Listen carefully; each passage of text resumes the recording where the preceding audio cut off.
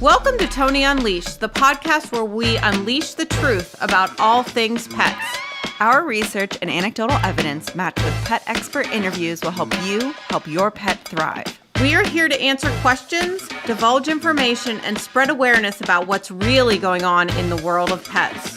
I am your co-host, Emily Taylor, pet nutrition enthusiast and Healthy Pet Products employee for the past 6 years. And I'm Tony Shalasky, owner of Healthy Pet Products with 3 locations in the Pittsburgh, Pennsylvania area, and recently expanded to Port Charlotte, Florida. Welcome to the show. Welcome to Tony Unleashed, the podcast. I am in the house with Emily Claire, former co-host, and now with Raw Dynamic, and we're talking about protein sources, quality of protein sources, allergies, and we're going to kind of get a little deep into this topic because we have conversations about protein allergies and allergies in general all the time because dogs and cats are a mess. Yep. So how do we fix them? I mean, true protein allergies are rare. So why do those protein tests those allergy tests come back with all those proteins? Well, I don't know. I think I know. Well, okay. You give me what you think and then I'll say what I think. I think it's because of leaky gut. Okay, interesting. I was going to take a different spin on it. I agree.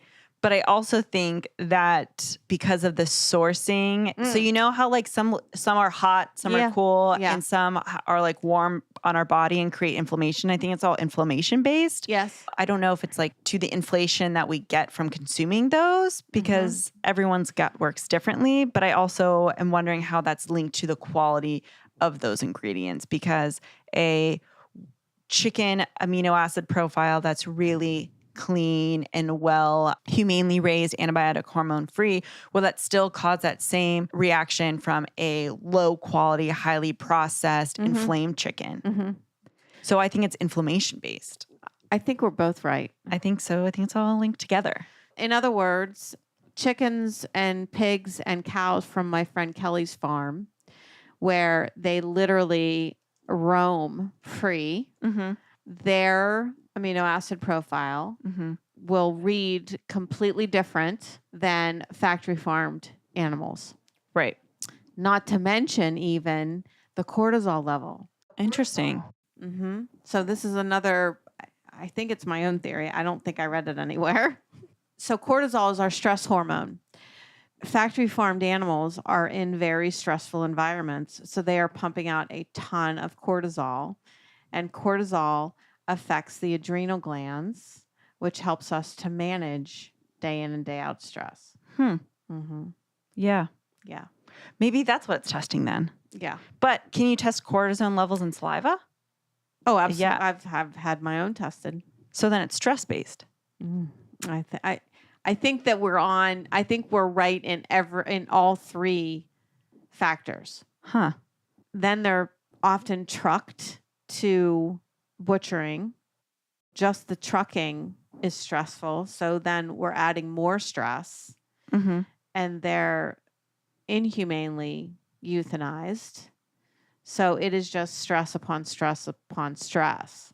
You know, whereas at Kelly's farm, they are so happy. I feel like it goes back to the old saying in math, garbage in, garbage out when you're using your calculator. Yes. Garbage in a dog. Yes.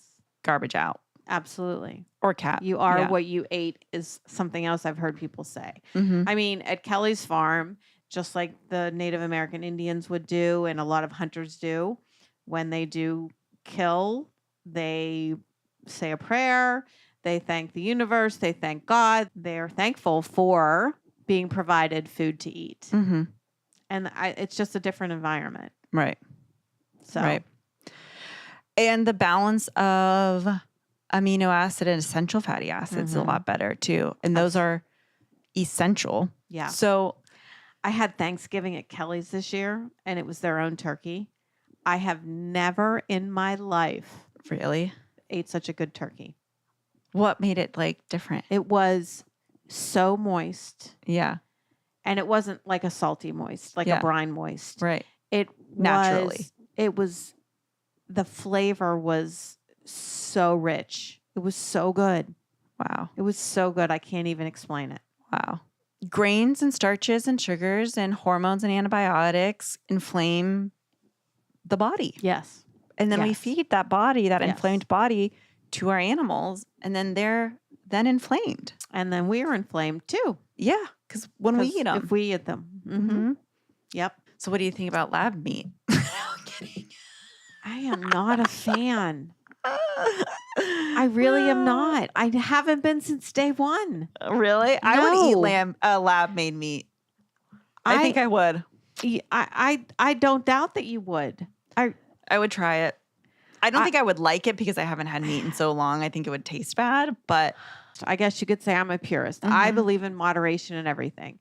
I don't know. I think of the analogy when Bob and I did a section of the AT, the Appalachian Trail, and we were in this town in Virginia, and I can't remember what it was, but I remember stopping into a shop or something and talking about it, and they said, "Well, you're on the wrong side of the road." And we're like, "What do you mean?" And well, the trail is actually on the other side, and if you're a purist, you really want to walk on the other side because that's the legitimate trail, not this side of the road.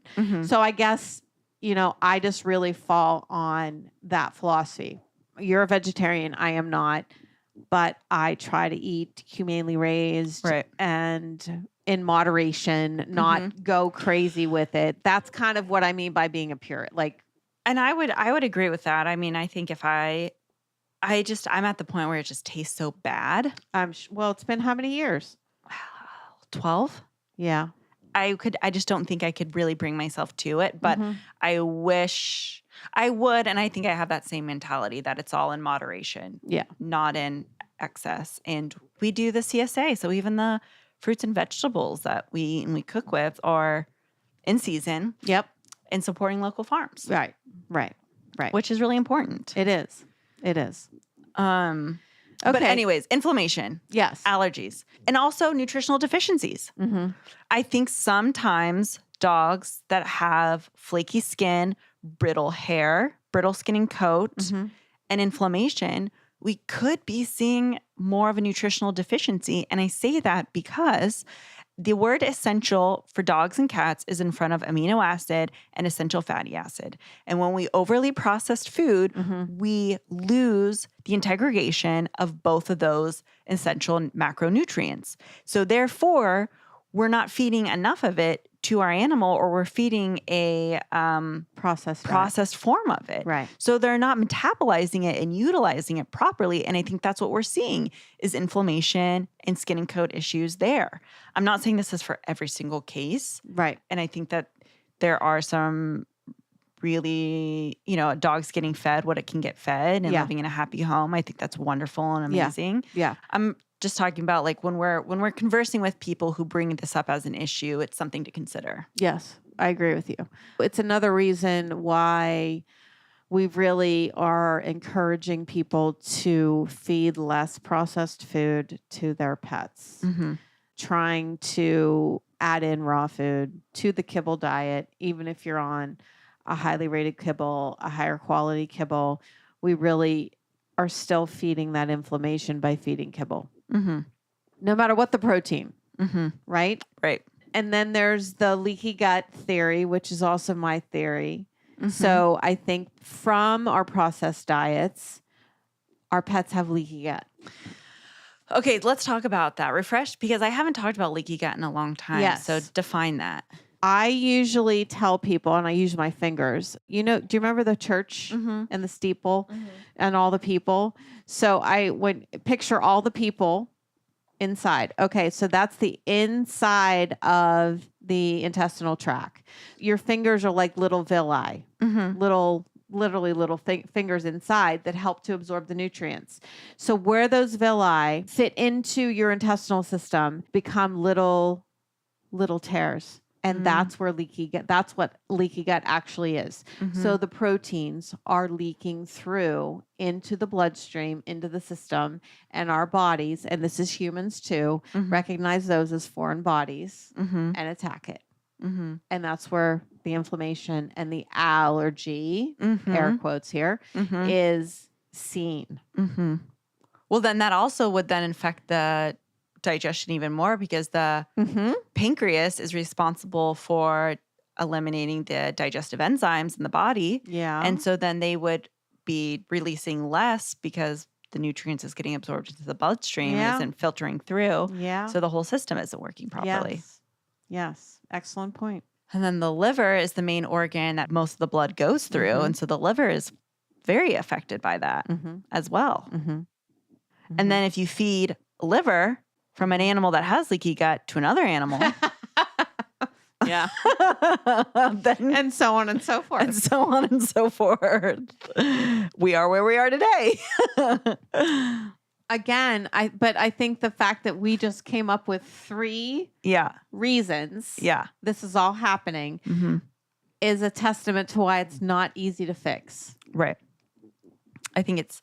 And you have to treat the whole body. You have to look at every factor, right? Bone broth heals leaky gut. So you got to feed bone broth. You want it gelatinous. You want it thick. Yes. You want it simmered for a long time. Yes. It's hydrating, which reduces inflammation because the body needs hydration. It also has natural source of a glucosamine chondroitin, collagen as well. So bone broth is different than stock. Yeah. Way different. Because stock has meat in it and a lot of vegetables. And not cooked as long. Okay. And it's more for flavor. It's more for flavor. Okay. So bone broth is just cooking the bones. For 24 to 48 hours. Right. With a smidge of Bragg's apple cider vinegar in there. Yep. Some people, vegetables can be added in. Some supplements can be added in. Your turmeric. Yes. And your species specific probiotics. That's hard to say. Yeah. Species specific probiotics. And when I do it at home, just kind of throw in any old vegetables that are going bad too. Yeah. Yeah. Doesn't hurt. Doesn't hurt. Just don't do onions. Yeah. I think we have to attack these allergies, this inflammation. So the scratching and the chewing and the licking and that's the body literally attacking itself. And it's very difficult to get pet parents to be patient. In that same breath, it is difficult to get pet parents to be patient. And it's also difficult for them to commit to such a long-term, slow process. But I also think it scares customers who do have a healthy dog from feeding chicken or beef. Yeah. Sometimes people are scared of chicken and beef. They really are. Yeah. And that's so unnecessary to some extent. Yeah. Because you want to rotate. You do want to rotate. And the chicken and the beef typically are your more cost-effective, well, chicken especially. Right. So this kind of screws up my whole system within healthy pet products in a way, because the first thing we do is say, get a 5-strand allergy test done. And honestly, I think I've heard Dr. Becker say this also is all inflated. These protein allergies, she also, I think, feels the same way. So do I discount all that? Like, do I just not tell people anymore to do the allergy test? Like, and just focus on reducing processed diet? I mean, I don't know. I don't know. But I would say, like, if I was doing this again with Sweet Pea, I would use my allergy test. If that's what's inflaming her right now in the state of her body, how it is, it might not inflame her when I strengthen it. It might be so inflammatory when I strengthen her body. Right. So it might not be as relevant, which I have found with her, because I do give her the raw dynamic chicken treats and I do give her the turkey treats and I'm less scared to do it. And I have thrown in rabbit where before I was so strict on like just lamb and goat for a long time. And, strengthening her body and her immune system so that she can consume. And, maybe you healed her leaky gut.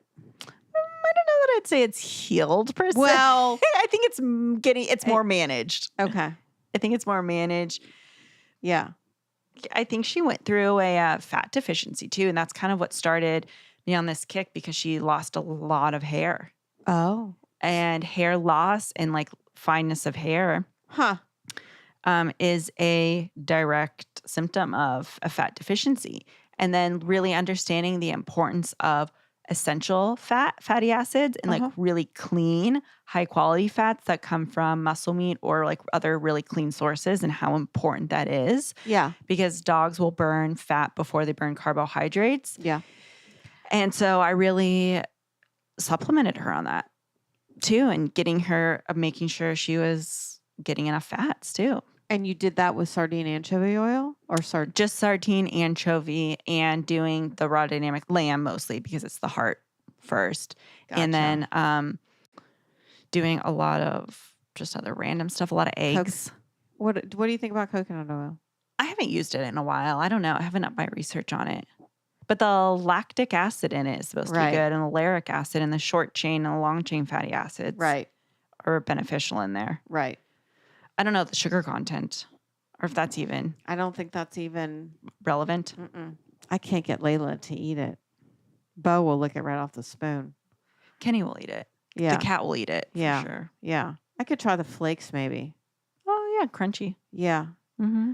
Yeah, I know Great Danes don't really have thick coats, but I'd still like to try to thicken her up a little bit. But I mean, so many people also come in asking for low-fat food. Oh, they're scared of pancreatitis. I hate when people want low-fat food. But you want brain function and muscle loss and a lot of times it's a senior dog that has to go on a low-fat food, and I'm like, no. Or I'm like, yes, you just had an episode of pancreatitis, so yes, let's do some low-fat temporarily. Yeah. And then let's work back into this obviously I'm not a vet, but like there's different variations of pancreatitis. Like they could be secreting the digestive enzymes at the wrong time. Yeah. Wreaking havoc, not enough. Right.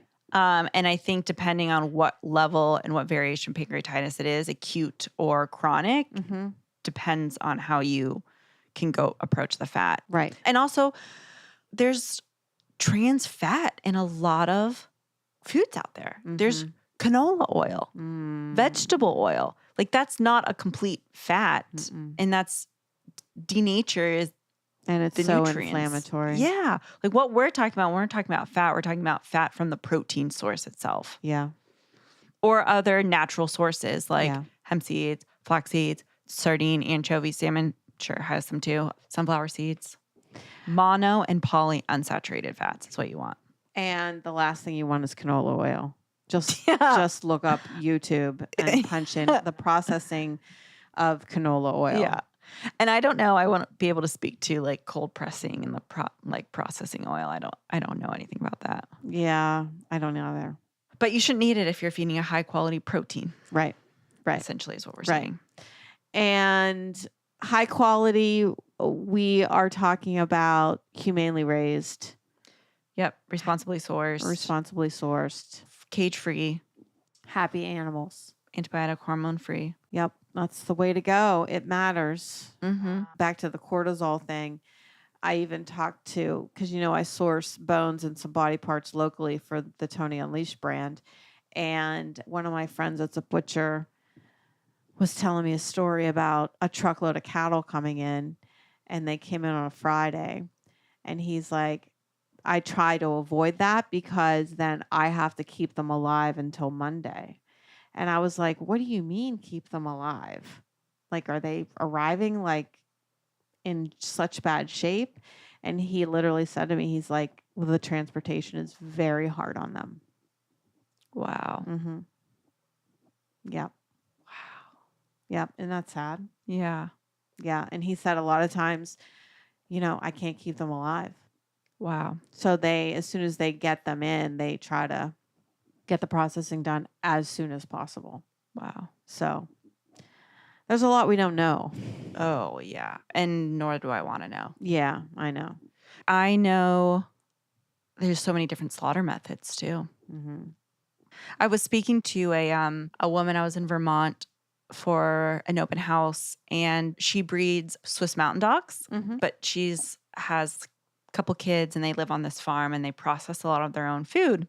And so I was like, how do you manage the trauma of your children seeing an animal dying? Yeah. And she's like, well, it's only trauma for you Right. because that's not what you're used to. Right. They're raised in it. They're raised in it. And like we live off of this and we use every ounce of energy. I asked her, I was like, what happens? What do you do with a calf if it dies?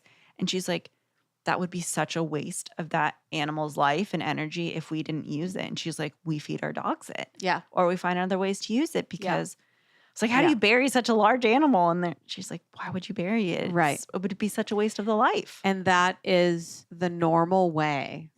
The way we are now is not how we've been for centuries. Yeah. Like that's more normal, which is what people can't comprehend. Yeah. And that's, I mean, when Kelly at their farm, when they process their own chickens. They don't do their cattle and their pigs, but when they do the chickens, it is a family day. Yeah. The entire family is there, including the toddlers, and everybody is a part of it, and everybody's helping, and everybody sees everything. Yeah. And they do. They it's like a ceremony almost. And I can definitely have respect for that. I mean, I know it's like sad because it is a life, but if you're using that life and that energy responsibly Yes. and naturally, Yes. there's carnivores for a reason. Yeah. Yeah. Yeah. Even when it comes to planting vegetables, when I grew up, everybody had a tomato patch out back. Everybody had a little bit of a garden that they could have their own lettuce, their own tomatoes, their own spices and things. Like everybody had that. Right. And that was normal. And everyone still should have that. It would be less pressure in the world. Yeah. We all should do a little more of our own thing. Right. And we would eliminate waste. Right. Because a lot of the things that get grown to go to the grocery stores get thrown out. And we would probably eliminate the amount of pesticides that are used. Exactly. And water. Yes. And composting. If everyone like there's so many things that we should get back to. And having chickens, having, a goat. Yeah. A cow, or whatever. That's what's normal. Did you say everything you wanted to say about I think so. responsible sourcing and fats and everything? Okay. That's all for now.